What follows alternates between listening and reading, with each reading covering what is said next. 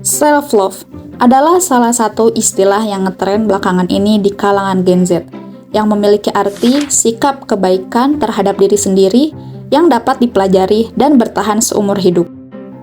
Individu yang telah menerapkan sikap ini akan berusaha untuk memahami dan menghadapi dirinya sendiri, menerima kekuatan dan kekurangan, serta mau untuk merawat diri dan membentuk hubungan yang sehat secara sadar dan aktif. Sikap ini adalah suatu hal yang patut untuk dilakukan, agar kita bisa mensyukuri atas segala nikmat yang telah diberikan. Tidak perlu menjadi orang lain dulu untuk bisa bahagia, cukup percaya diri, dan menjadi diri sendiri apa adanya. Akan tetapi, jika self-love dilakukan secara berlebihan, akan menumbuhkan sifat negatif yang berimbas pada diri sendiri maupun orang lain.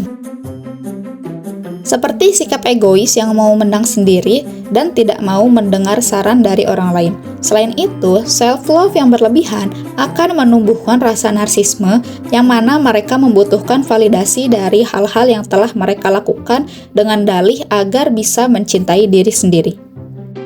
Hal ini dikarenakan segala sesuatu yang berlebihan, baik hal yang terpuji maupun tercela, adalah tidak baik untuk dilakukan dan menimbulkan efek buruk dalam jangka panjang. Perilaku berlebihan atau israf telah banyak dijelaskan dalam Al-Quran, termasuk dengan kisah umat terdahulu yang telah disematkan kepada mereka sebagai orang-orang yang berlebihan. Oleh karena itu, sudah sangat selayaknya kita perlu untuk mempelajari dan mengambil hikmah dari kisah-kisah tersebut agar terhindar dari sikap tercela ini. Pengertian israf secara bahasa adalah perilaku berlebihan dan melebihi ambang batas yang telah ditetapkan. Hal ini mencakup segala hal, baik yang berkaitan dengan kebaikan maupun keburukan. Sesuatu yang baik, jika dilakukan secara berlebihan, akan terhitung sebagai israf karena mengakibatkan kemudaratan. Sedangkan sesuatu yang buruk, walaupun melakukannya hanya sedikit, itu telah terhitung sebagai israf karena perlakuannya yang merugikan, seperti dalam kasus berbuat zalim kepada orang lain. Bentuk israf dan derivasinya terindeks dalam Al-Quran terdapat 23 kata dengan 10 bentuk dan tersebar 21 ayat di 17 surat. Adapun kaitan makna ayat yang mengandung kata israf dapat dibagi menjadi 4 bagian. Yang pertama, israf yang bermakna melanggar hukum Allah. Yang kedua, berlebihan dalam kisah-kisah terdahulu. Yang ketiga, harapan dan jalan bertaubat bagi orang yang berlebihan. Yang keempat, balasan atau azab bagi orang yang berperilaku berlebihan. Terdapat 3 kisah mengenai orang-orang yang dicap berlebihan atau disebut musrifin dalam Al-Quran. Yang pertama adalah Raja Fir'aun. Beliau adalah sosok antagonis dalam kisah Nabi Musa alaihissalam yang begitu zalim dan ingkar kepada Allah Subhanahu wa taala. Penyebutan israf pada kisah Fir'aun terdapat dalam Quran Surat Yunus ayat 83, Ghafir ayat 28 dan 34, Ad-Dukhan ayat 31. Fir'aun disebut orang yang berlebihan karena ia sangatlah sombong dengan menganggap dirinya adalah Tuhan, sehingga ia tidak bisa menerima ajaran Nabi Musa alaihissalam dan sangat zalim kepada kaum yang lemah. Kedua, kisah kaum Lut yang terkenal dengan penyimpangan seksual yang mereka lakukan. Penyebutan israf pada kaum Lut terdapat dalam Quran Surat Al-A'raf ayat 81 dan Az-Zariyat ayat 34.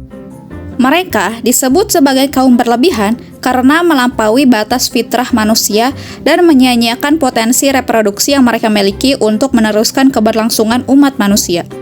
Ketiga, kisah kaum yang berlebihan dalam Quran Surat Yasin ayat 19. Terdapat beberapa perbedaan pendapat mengenai penamaan kaum tersebut. Tafsir Kemenag mengatakan bahwasanya kaum tersebut adalah bangsa Antakya. Sedangkan tafsir Al-Misbah yang mengutip dari tafsir Ibnu Asyur mengatakan bahwasanya kaum tersebut adalah sekelompok orang-orang Yahudi dari Yunani yang menyembah berhala. Kaum tersebut disebut musrifin dalam Al-Quran karena mereka adalah penduduk negeri yang menolak 3 rasul. Penolakan yang dilakukan sangatlah berlebihan sampai mengancam para rasul dengan merajamnya hingga mati jika dakwahnya tidak dihentikan. Berdasarkan 3 kisah tersebut, mereka adalah orang-orang yang berlebihan dengan terlalu percaya diri dan membangga-banggakan hal yang tak seberapa, sehingga telinga mereka telah tertutup, hati mereka terkunci, dan pikiran mereka telah terhalang dari saran dan ajakan kepada kebaikan yang disampaikan oleh para rasul di hadapan mereka. Dapat disimpulkan bahwasanya perbuatan self-love adalah hal yang baik. Akan tetapi, jika sudah berlebihan dan merambah pada sikap egois, tidak peduli dengan orang lain, mengacuhkan saran yang membangun, dan terus-terusan merasa diri ini benar, maka itu sudah termasuk perilaku israf yang dilarang. Karena bukannya menjadikan seseorang mendapatkan kebahagiaan, malah akan mendapatkan kemudaratan.